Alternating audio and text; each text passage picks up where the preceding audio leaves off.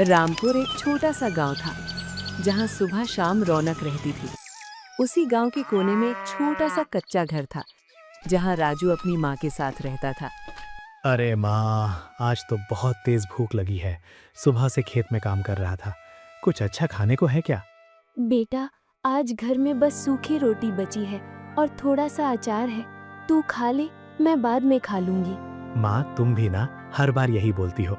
चलो आज दोनों साथ में खाते हैं। वैसे भी अकेले खाने में मजा नहीं आता। राजू ने थाली में रोटी रखी और अपनी माँ के साथ बैठकर खाने लगा। गरीबी जरूर थी, लेकिन दोनों के चेहरे पर संतोष था। राजू हमेशा सोचता था कि एक दिन वो अपनी माँ की सारी परेशानियां खत्म कर देगा। माँ, मैं सोच रहा हूँ कुछ अपना काम शुरू करूँ। रोज रोज मजदूरी करने से कुछ खास नहीं हो पा रहा। बेटा, काम शुरू करना आसान नहीं होता। उसके लिए पैसे चाहिए होते हैं और अनुभव भी। माँ, मैं मेहनत करूँगा और सीख भी जाऊँगा। बस आप देखती जाओ। अगले दिन गांव में एक शादी थी। पूरे गांव में रौनक थी। उसी शादी में शहर से आए रसोइये बड़े बड़े भगोनों में खाना बना रहे थे। अरे, ये कैसी खुशबू आ रही है? अरे राजू, ये मटन बिरयानी बन रही है। उसी की खुशबू है। शहर का खाना है ये, शहर का। क्या मैं देख सकता हूँ ये मटन बिरयानी कैसे बनती है? देख ले, लेकिन ध्यान से। ये आसान काम नहीं है। इसमें समय और धैर्य दोनों चाहिए। राजू चुपचाप एक कोने में खड़ा होकर बिरयानी बनते हुए देखने लगा। कैसे रसोइया पहले मसाले भून रहा था, फिर मटन डाल रहा था, फिर चावल की परत लगा रहा था। हर चीज को वो बहुत ध्यान से देख रहा था। अगर मैं ये मटन बिरयानी बनाना सीख गया तो मैं भी कुछ कर सकता हूँ। गांव के कुछ लोग उसे ऐसा कहते देखकर हंसने लगे। अरे देखो, अब ये राजू भी बिरयानी बनाना सीखेगा। अब तो ये बड़ा आदमी बन जाएगा। राजू को उनकी बातें सुनकर बुरा तो लगा, लेकिन उसने ध्यान नहीं दिया और चुपचाप सीखता रहा। अगले कुछ दिनों तक राजू ने खेतों में पहले से ज्यादा मेहनत की। वो सुबह जल्दी उठ जाता और देर शाम तक काम करता ताकि कुछ पैसे जमा कर सके।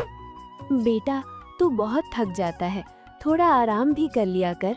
माँ, अभी मेहनत करने का समय है। आराम तो बाद में भी कर लूंगा। कुछ दिनों बाद राजू ने थोड़े पैसे जोड़ लिए। उसने बाजार से चावल, मसाले और थोड़ा सा मटन खरीदा और घर के बाहर चूल्हा लगाकर मटन बिरयानी बनाने की तैयारी करने लगा।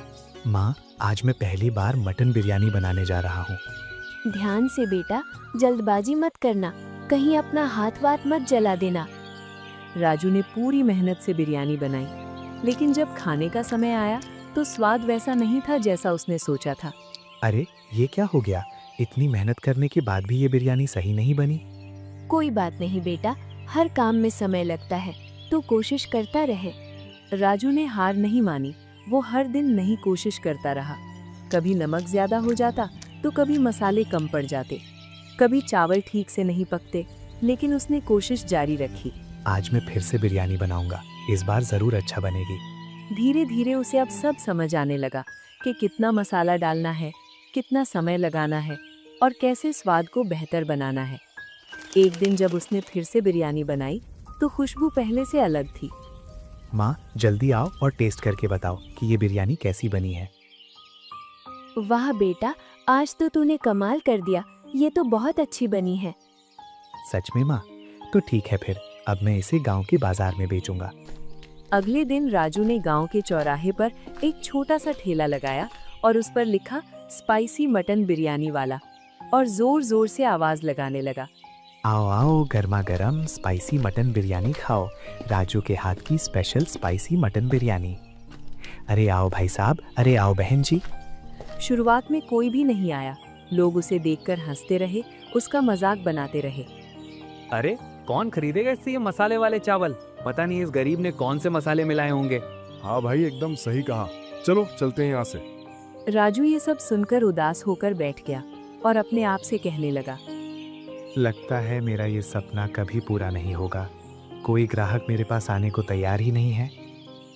तभी एक बूढ़ा आदमी वहां आया। बेटा, एक प्लेट ये मटन बिरयानी देना, बड़ी अच्छी खुशबू आ रही है। राजू थोड़ा सा खुश हो गया।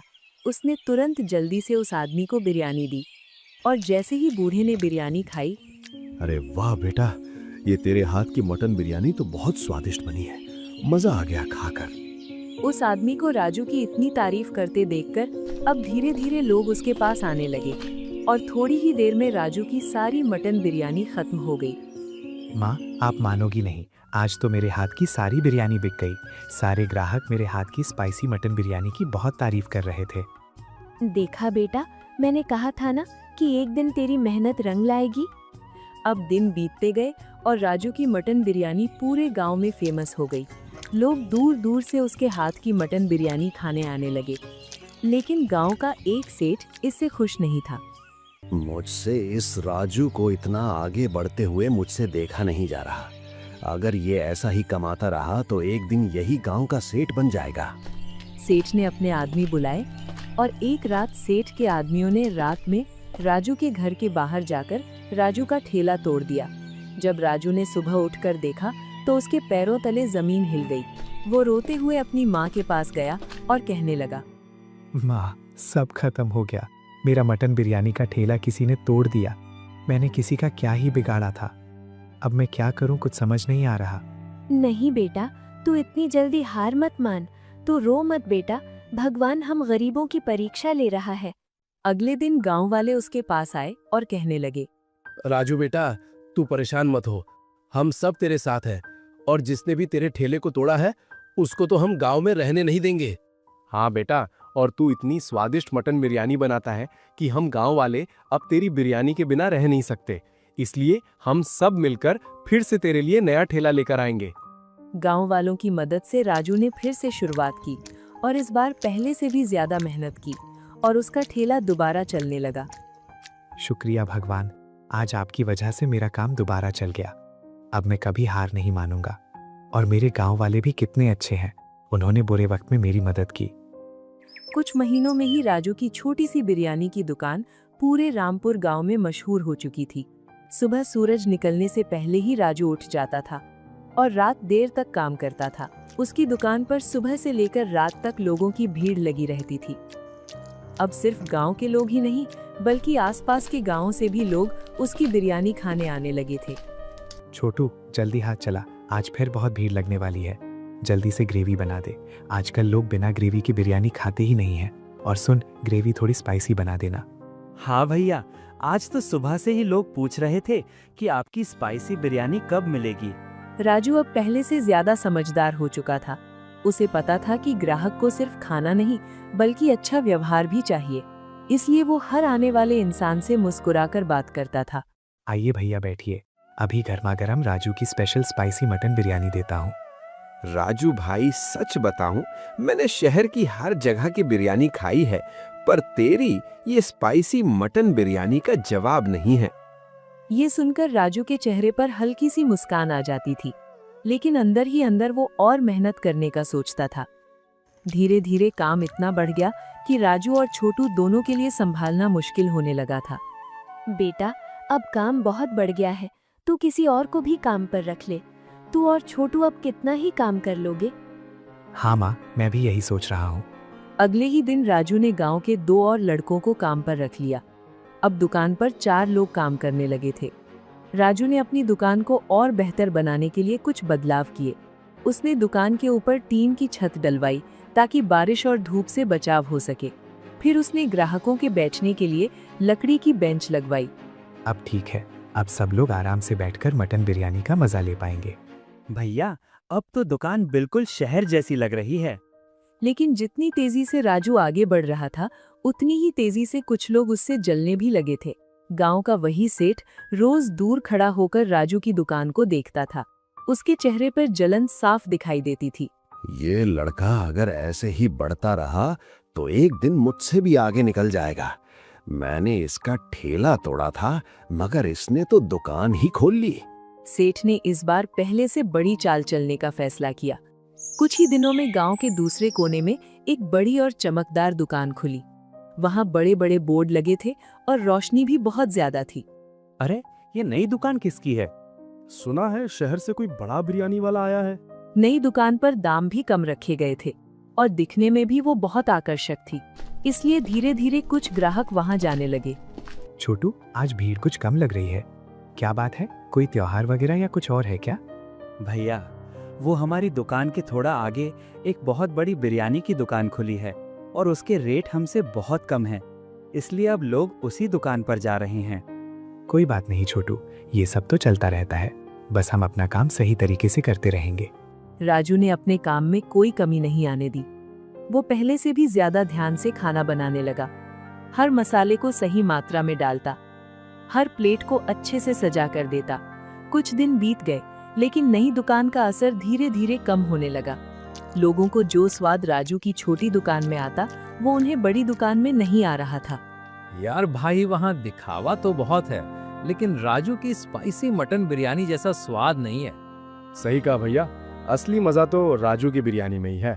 उसके मसाले, उसका मटन भी कितना फ्रेश होता है और चावल वो भी कितने अच्छे होते हैं। मगर ये नई दुकान, उसमें लग रहा है कि उसका सेठ हमें बासी बिरयानी खिला रहा है। लोग फिर से अब राजू की दुकान पर लौटने लगे और अब तो पहले से भी ज्यादा भीड़ लगने लगी। छोटू, देखा मैंने तुझे कहा था ना कि बस अपना काम ईमानदारी और मेहनत से करेंगे तो लोग अपने आप हमारी दुकान पे आने लगेंगे। हाँ भैया, सच में। सेठ की ये चाल भी फेल हो गई। अब वो पूरी तरह हार चुका था। समय के साथ राजू ने अपने काम को और बढ़ाया। उसने अपनी दुकान को पक्का बनवाया। अब वो एक छोटे रेस्टोरेंट में बदल चुकी थी। बेटा, अब तो तेरी दुकान नहीं, रेस्टोरेंट हो गया है। हाँ माँ, ये सब आपकी दुआओं और आशीर्वाद का असर है। राजू ने गांव के कई बेरोजगार लोगों को काम पर रखा। अब उसकी दुकान सिर्फ एक बिजनेस नहीं, बल्कि कई लोगों के लिए रोजगार का जरिया बन चुकी थी। एक दिन दुकान के बाहर एक बूढ़ा आदमी खड़ा था। उसके पास पैसे नहीं थे। वो चुपचाप लोगों को खाते हुए देख रहा था। अरे बाबा, अंदर आइए। आप बड़ी देर से देख रहा हूँ दुकान के बाहर खड़े हैं। आइए, मटन बिरयानी खाइए। बेटा खा तो लूं, भूख भी बड़ी तेज लगी है, पर मेरे पास पैसे नहीं है। कोई बात नहीं बाबा, आप जैसे लोगों की दुआ और आशीर्वाद से ही मैं यहाँ तक पहुँचा हूँ। राजू ने उसे खाना खिलाया और अब धीरे धीरे राजू की पहचान सिर्फ एक अच्छे कुक के रूप में नहीं, बल्कि एक अच्छे इंसान के रूप में भी होने लगी। एक दिन वही सेठ चुपचाप दुकान पर आया। उसका चेहरा झुका हुआ था। राजू, मुझे माफ कर दे, मैंने तेरे साथ बहुत गलत किया। बेटा, तुझसे जलन में आके मैंने ही तेरा ठेला तोड़ा था, मगर तूने फिर भी हार नहीं मानी। मुझे माफ कर दे बेटा। कोई बात नहीं सेठ जी, अगर उस दिन आप मेरा ठेला नहीं तोड़ते तो शायद मैं और ज्यादा मेहनत नहीं करता और आज मेरा खुद का ये रेस्टोरेंट नहीं होता। आप अब पुरानी बातें भूल जाइए। छोटू, सेठ जी के लिए एक प्लेट बिरयानी लगा।